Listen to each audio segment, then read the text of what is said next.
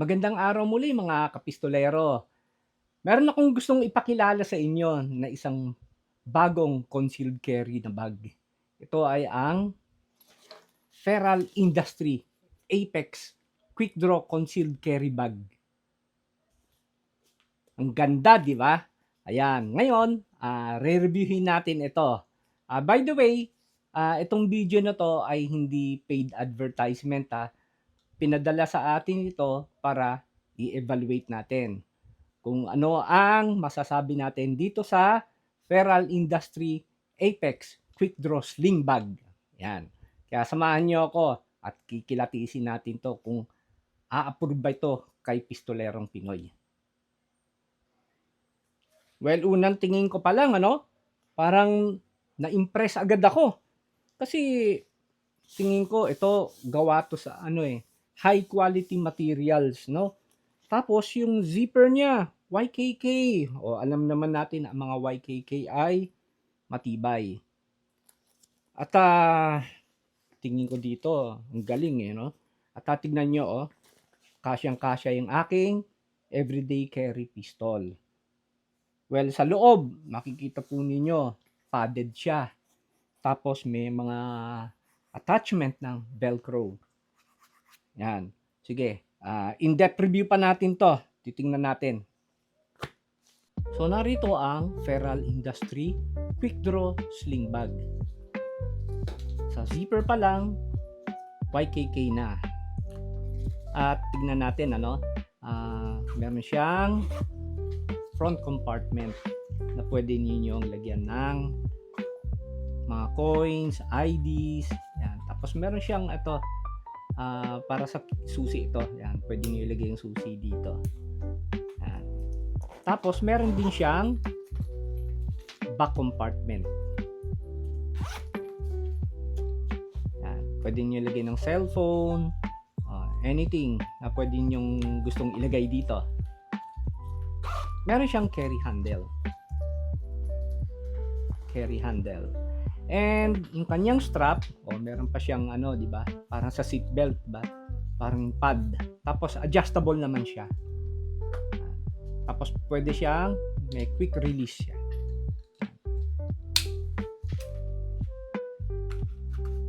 Meron din siyang key holder. And meron siyang yung strap na pwede nyong ihila, yung pull strap, yan. Pull tab, tawag dyan. Yan. Pwede siyang, kung gusto nyong kaliwa or kanan, pwede nyo ilipat ito dito. Yan. Kung kaliwete kayo, walang problema, or kanan, wala kang problema. So, tignan naman natin yung kanyang main compartment, yung lalagyan ng firearm nyo. Gaya na nasabi ko, meron siyang built-in na holster. Tignan nyo mga kapistolero yung material na napaka high quality material. Gawa ito sa high quality material. May magnet siya at may zipper pa siya. Meron siyang extra mag pouch na may velcro din. So may option naman kayo kung meron kayong Kydex na holster gaya ng ginawa ko. Ito, lagyan ko siya ng Kydex holster. Ng Velcro pala, yung Kydex holster. At pwede nyo ipalit dito sa built-in.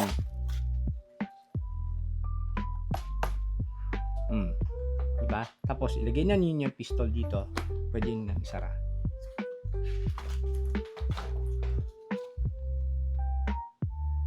At ngayon, ipapakita ko naman sa inyo kung ano yung mga pistol na kasya. Pwede kaya ito sa mga full size na pistol? Siyempre, unahin ko na ang aking carry. Gaya ng nakita nyo kanina. Ito ay ang aking Glock 26. Kasyang-kasya, di ba? Sa subcompact. So, i-adjust na lang po niyo itong built-in na holster na kasama. O, di ba? Ganda, Next naman ay ang aking Glock 17. Kitang-kita nyo naman, kasyang-kasya ang full size na pistol. At kasya din siya, konting adjustment lang dito sa holster na built-in. Next naman, kasya ba ang 1911? Full size. Pero single stock lang siya, 8 rounds. Tignan natin.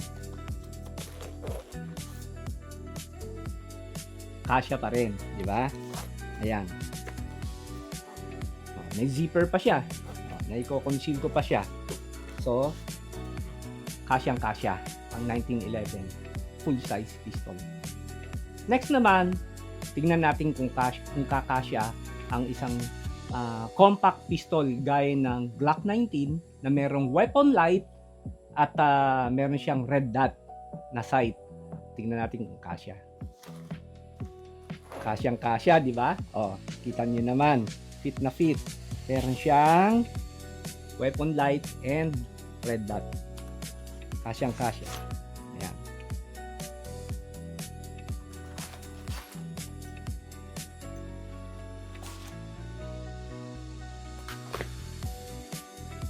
Next naman, yung Beretta 92F. Yung bakal talaga siya. Pero, airsoft lang to kasi wala naman akong tunay na Beretta 92F eh. Kasya ba siya? Oop! Kasyang-kasya. Ayan. Kita niyo naman po, kasyang-kasya talaga siya. Ayan. And, pwede pa natin isara. Ayan.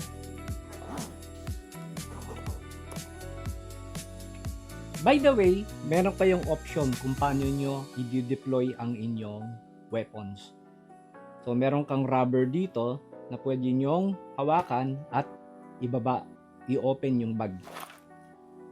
Or, meron ka ring strap na pwede ninyong hatakin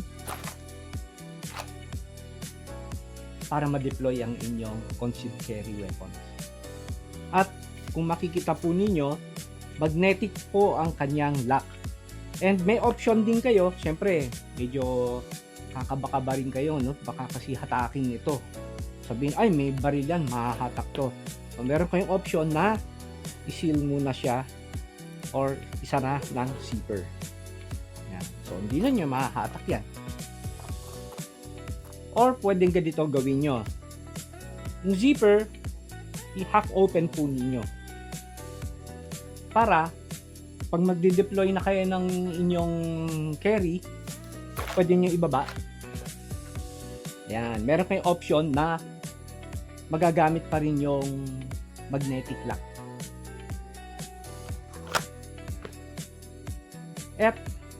At hindi siya agad maaagaw kasi hindi naman malalaglagan ninyo weapon kasi meron nga siyang nakasupport ng zipper. Yan. Hindi siya malalaglag. At ngayon mga kapistolero, nandito tayo sa loob ng sasakyan. Titignan natin kung madali bang mag-deploy itong Feral Industry Quick Draw Sling Bag. Hop!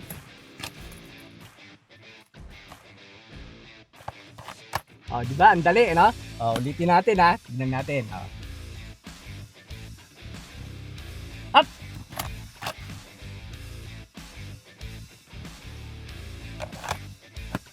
Ayos, di ba?